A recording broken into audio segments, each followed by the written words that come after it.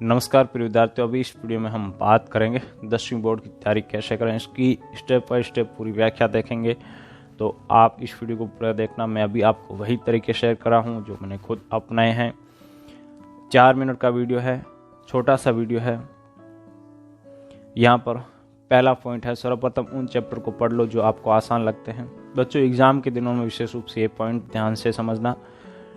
आपको उन चैप्टर को तो देखना भी नहीं चाहिए। मैं तो ये कहूँगा जो आपने पहले नहीं पढ़े हैं, आपको समझ नहीं आ रहे हैं, बल्कि उन चैप्टर पे ज़्यादा मेहनत करो जो आपने पहले पढ़े हैं, समझ आ रहे हैं। पहले आपने एक क्लास रूम में जब टेस्ट दिए थे तब उनमें आपके अच्छे नंबर आए थे।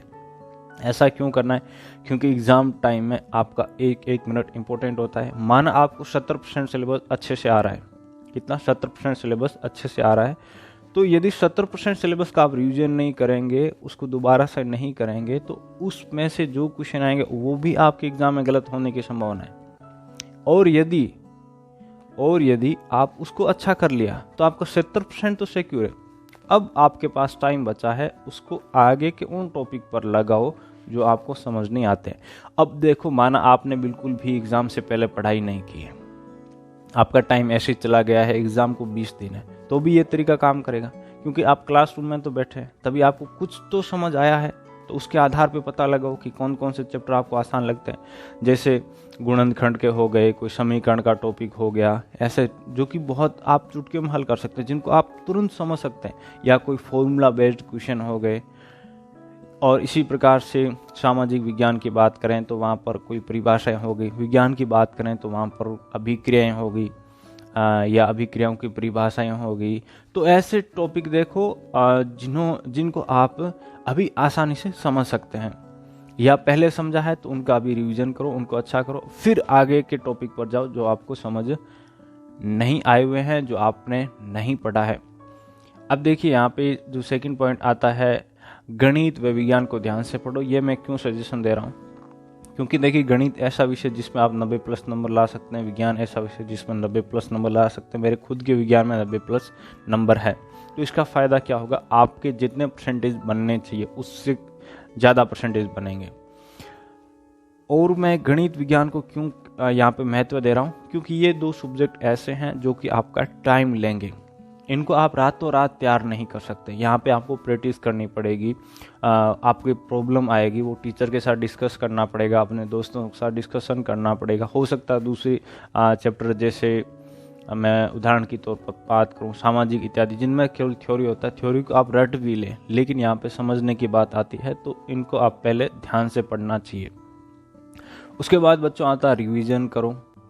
तो यहाँ पर जैसे हम पहले पॉइंट में बात कर चुके हैं कि पहले उनको टॉपिक को पढ़ो जो कि आपने पहले पढ़े हैं, ठीक इसी प्रकार से जो आपने पढ़ा है उसका साथ साथ में रिवीजन करते चलो, जिससे कि आपने जो पढ़ा है वो आपके पास 100% सिक्योर हो जाए।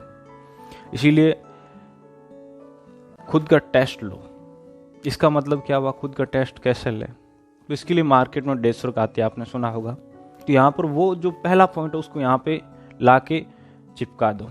कैसे? आपने 5 चैप्टर किए माना गणित के, अब उन 5 चैप्टर के क्वेश्चन को जो डेस्क वर्क है उसमें से सोल्व करो।